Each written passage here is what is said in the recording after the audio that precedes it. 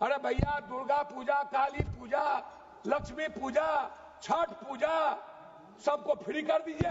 जितना दुनिया में पूजा है फ्री कर दीजिए और अदानी अंबानी जी को कहिए कि उसका पैसा आप दीजिए।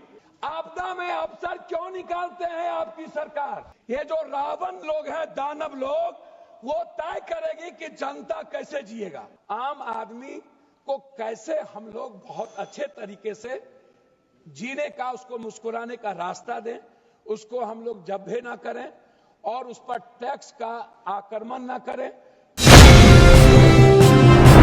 वन नेशन वन टैक्स, जब आप सबसे पहले सीना ठोक के बोले कि मैं दुनिया में जनता पर एक टैक्स के अलावे दूसरा कोई टैक्स नहीं होने दूंगा, तो मैं पूछना चाहता हूं आपसे,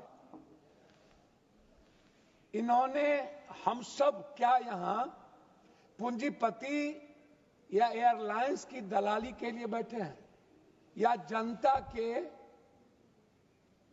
खुशियों के लिए बैठे हैं?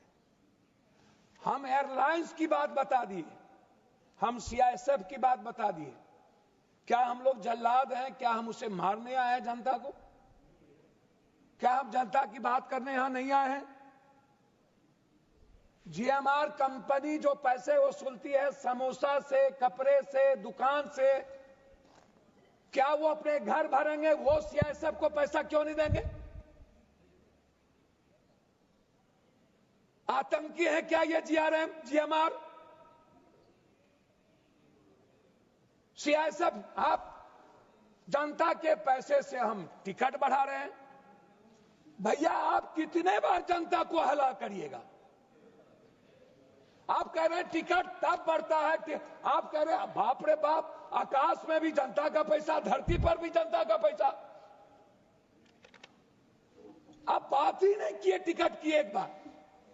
अब आप आइए, हिंदू पार्टी है, अरे भैया, दुर्गा पूजा, काली पूजा, लक्ष्मी पूजा, छठ पूजा सबको फ्री कर दीजिए, कर दीजिए फ्री। जितना दुनिया में पूजा है फ्री कर दीजिए और अदानी अंबानी जी को कहिए कि उसका पैसा आप दीजिए।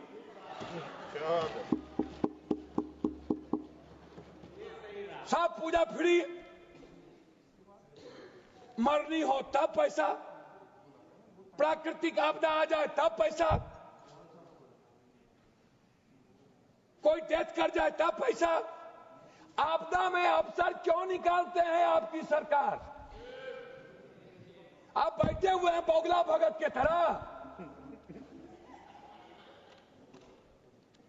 कि कब पैसा निकाला जाए। प्रवासी, आपने अभी कह दिया 60 करोड़ लोगों ने किया। ये 60 करोड़ में सबसे ज्यादा कौन लोग हैं?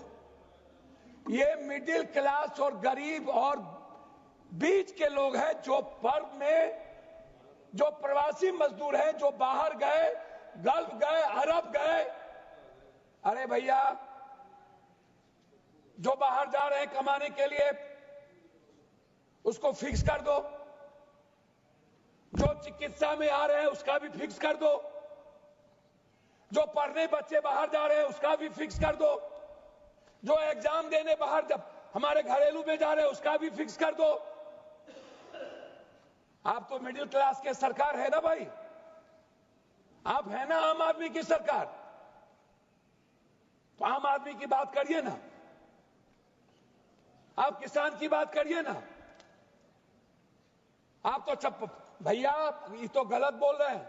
आप हमको बताइए कि टिकट कट लेने के बाद कै रुपया लौटता है? कितने रुपये लौटेंगे?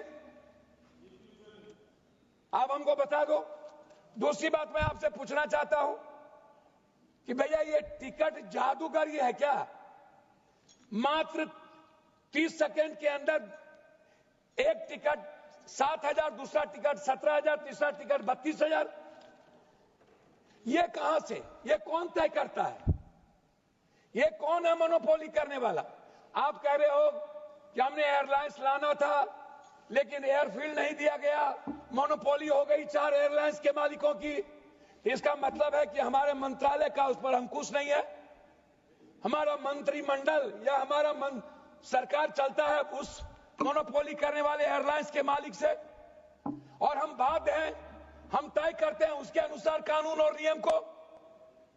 क्या हमारी सरकार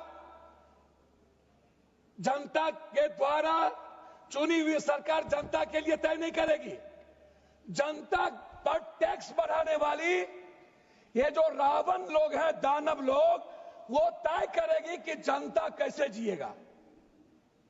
भैया यहां पर आज हम कुछ नहीं कहेंगे मंत्री जी, मेरा आग्रह है कि एयर टिकटिंग, मंत्री जी सिर्फ मेरा आग्रह है कि टिकट का बिल, टिकट का किराया, और अभी कुछ नहीं है,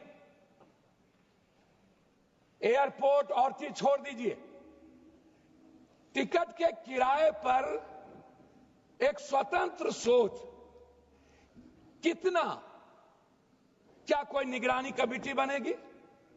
क्या उसमें जेपीसी तरह की कोई कमेटी हो? क्या डीजीएसएच के साथ कोई एक पार्लियामेंट्री कमेटी हो?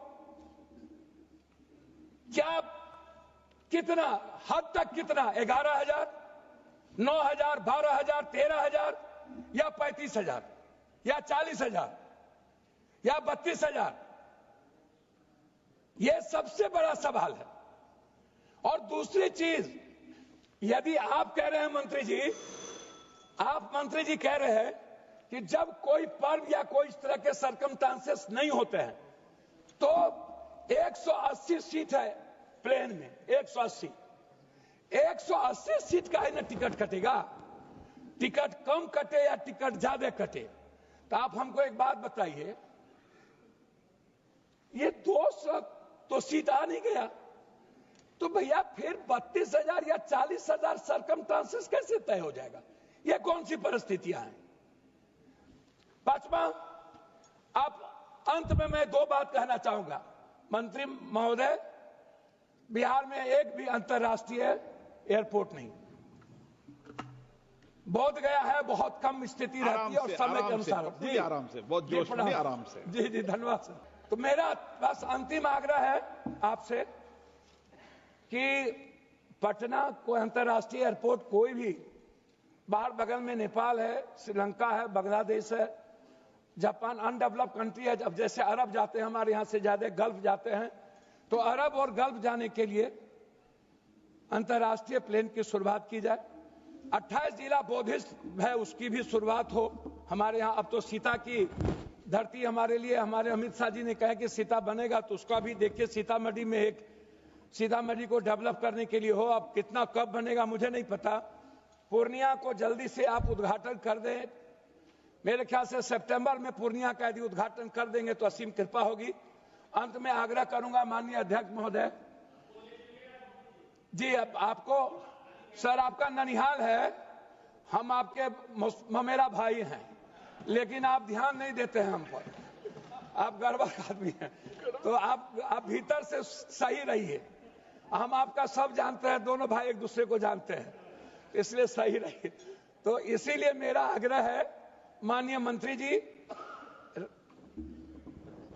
जेएमआर के जितने एयरपोर्ट है उसके समोसे उनको थोड़ा कम करिए, सब्जी तब्जी को थोड़ा कम करिए, और खरीदारी चाउमीन भी नहीं खा पाते हैं और कोल्ड कॉफी भी हम नहीं पी पाते हैं, बड़ा दिक्कत है। एक कोल्ड कॉफी 700 रुपया में मिलता है, 600 रुपया। तो इसीलिए अब सिर्फ इतना कहेंगे कि जो प्रवासी मजदूर है, जो चिकित्सक हैं, जो हमारे बुजुर्ग माँ बाप हैं, जो किसी न किसी परिस्थितियों में जाते हैं, और जब भी कोई सामाजिक धार्मिक पर्व हो, और जब भी कोई साइक्लोन या कोई नेचुरल डिजास्टर आता हो, उस वक्त ये लोग अत्यधिक शोषण करते हैं आम आदमी का। आप निश्चित रूप से कंट्रोलिंग पावर, मुझे बहुत कुछ कहना था लेकिन यही काफी है। आपसे सिर्फ इतना आग्रह है कि आम आदमी जो हमारी सरकार सोचती है, मैं आलोचना नहीं कर रहा हूं, सभी लोग यही सोचते हैं, बात बोलते हैं लेकिन कथनी करनी में फर्क है। आम आदमी को कैसे हम लोग बहुत अच्छे तरीके से जीने का, उसको मुस्कुराने का रास्ता दें, उसको हम लोग जब्बे ना करें और उस पर टैक्स का आक्रमण ना करें, सभी तरह के टैक्स से जनता को ना देखें। इन बातों के साथ आपसे आग्रह है कि बहुत उम्मीद है कि आप अंत में 32,000 पायलट की जो कमी है, आपसे आग्रह है कि एक मिनिमाइज कर दीजिए कि हम कितने में बहुत कम मात्रा में भारत के बच्चों को पायलट बनाएंगे। तो आप एक फिक्स करिए ताकि हमारे बच्चों की प्रतिभा आपकी तरफ जाए और एक अच्छे पायलट की व्यवस्था के साथ हम दुनिया के प्रतिभा में आगे जाएं। जबकि हम हैं, हमारे पास इकोनॉमी भी है, हम प्रतिस्पर्धा में आगे भी हैं और 150 करोड़ की आबादी है, इसीलिए हमसे बहुत उम्मीद है। बहुत बहुत धन्यवाद।